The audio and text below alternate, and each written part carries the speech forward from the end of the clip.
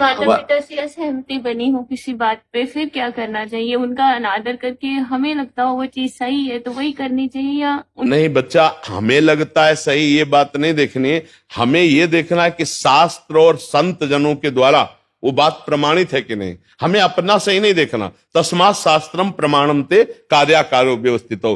देखो, प्रहलाद जी को सजा करके जब माता ने भेजा तो साष्टांग दंडवत किया हिरण्यकश्यप को, तो गोद में बैठा लिया। उनका बेटा, सबसे प्यारी चीज तुम्हें क्या, वो मैं आज देना चाहता हूं। तो उनका पिताजी, सबसे प्यारी चीज है भगवान श्री हरि के श्रवणम कीर्तनम स्मरणम विष्णु पाद सेवनम अर्चनम बंदनम दास्यम सख्यात्म समर्पणम। उठा के पटक दिया। मेरे दुश्मन हरि की बात करता है।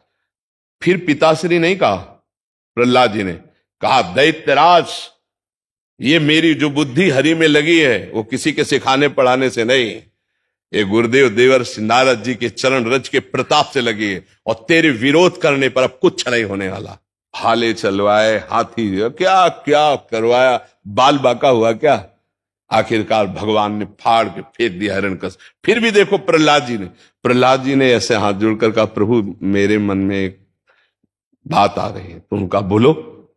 बोले, प्रभु क्या आपका विरोध करने पर मेरे पिता का गति बिगड़ जाएगी, दुर्गति होगी? तो उनका, जिसके तेरे जैसा बालक हो उसकी दुर्गति कैसे हो सकती? भले वो मेरी निंदा करे, भले तेरा विरोध करे, पर तेरे जैसा जिसके बालक हो, मतलब पिता भी सदगति को प्राप्त होता है, माता भी सदगति को। तो सतमार्ग को तो जानते हो ना, सतमार्ग पे चलने पर यदि कोई विरोध करे तो हमें उसकी बात नहीं माननी।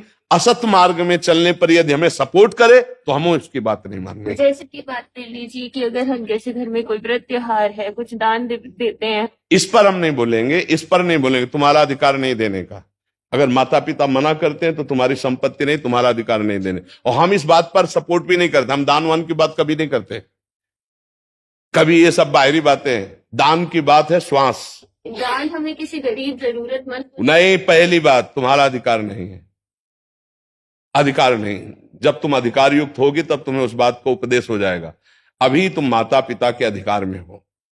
गरीब को देना ना देना ये माता पिता जाने। हमारा कर्तव्य है हर श्वास में नाम जप करते हुए अपने चरित्र को पावन रखते हुए आगे उन्नति के मार्ग में बढ़ना। जब हम 10 रुपए कमाने लगेंगे तब उसमें सोचेंगे कि 2 रुपए हम किसी गरीब को दे दें, अभी माता पिता की संपत्ति से नहीं। ऐसा नहीं करना चाहिए।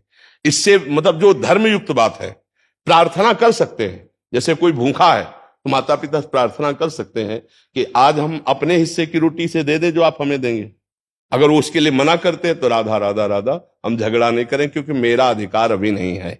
जब अधिकार युक्त हो जाए, क्या अधिकार माना जाता है? जब स्वयं कमाने लगे, तब फिर हम अपनी कमाई से दूसरों को दे सकते हैं, दूसरों की सेवा कर। अभी नहीं, बिल्कुल अभी नहीं, क्योंकि वो धर्म विरुद्ध हो जाएगा। हाँ बिल्कुल नहीं, ऐसा आदेश हम कभी नहीं करते। और हम देखो इन बातों को महत्व नहीं रखते।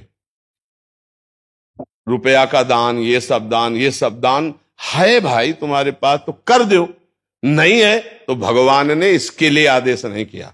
भगवान ने आदेश किया मां मुनिस्मर, युद्ध चाहे, अपना कर्तव्य करो, राधा राधा राधा।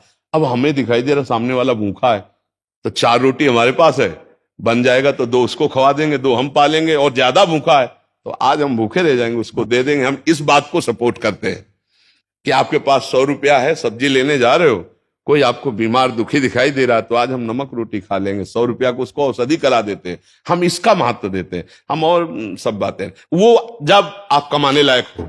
जैसे शास्त्रों में लिखे कि कोई चीज नहीं, आप इस समय हो क्या? आप टीचर हो, आपको डॉक्टर हो, आप पैसा कमा रहे हो। हाँ जी, पैसा कमा रहे, तो अपने पैसे पर अधिकार को बोलो, माता पिता की बात नहीं। अगर आप पैसे कमा रही है तो कुछ हिस्सा आपको आता है तो आप दे सकते हो, उसमें माता पिता का विरोध होना ही नहीं चाहिए। अगर वो विरोध भी करते हैं तो मत मानिए, क्योंकि आप कमा रहे हैं ना। हमें लगा कि मतलब आप माता पिता के अर्थ से सेवित है तो फिर आपका अधिकार नहीं बनता। अगर आप ब्याह हो गया है, हाँ जी है? हाँ जी, तो फिर माता पिता से उसमें क्या, फिर पति की सलाह जरूरी है। वो कहते हैं हम ब्राह्मण को देना चाहिए, तो मुझे लगता है ब्राह्मण की जगह हमें किसी गरीब में दे देना चाहिए। देखो, दान का मतलब समझो, दान किसको? आवश्यकता वाले को। अगर कुत्ता भूखे तो कुत्ते को रोटी दे दो, हमारी बात समझो। दान का मतलब क्या होता है? कोई प्यासा है, पानी पिला दो। किसी को औषधि की जरूरत है, औषधि दे दो। कोई भूखा है, भूखे को दे दो। सब में परमात्मा वास करते हैं, किसी एक के लिए दान की बात नहीं। दान पात्रता का, दान का शब्द आता है तो पात्र का। जैसे सर्दी का समय है, कोई कांप रहा है, अब वो कौन सी जाति का है, कौन से देश का है, कौन, हमें कुछ नहीं देखना, हमें अपना साल उतार करके उसको उड़ा देना है। और ये कर दिया तो बहुत बड़ा दान हो गया। हमारे पास नहीं है व्यवस्था, लेकिन हम ठंडी सह जाएंगे, इसको आज अपना वस्त्र दे दे। भगवान ये बात देखकर प्रसन्न हो जाएंगे। हमारी बात समझो, हमारी किसी सीमा में बात नहीं होती, वो एकदम खुली बात होती है। अगर आवश्यकता किसी को है और वो वस्तु मेरे पास है और मैं देने में समर्थ हूं, तो मैं उस समय दे देता हूं। वो कौन है, ये सब बातें नहीं देखी जाती। भूखा है, हम 3 बातों पर ज्यादा ध्यान देते हैं। कोई भूखा प्यासा है, या कोई सर्दी का समय है, या कोई बीमार है, इस पर जरूर ध्यान देना चाहिए।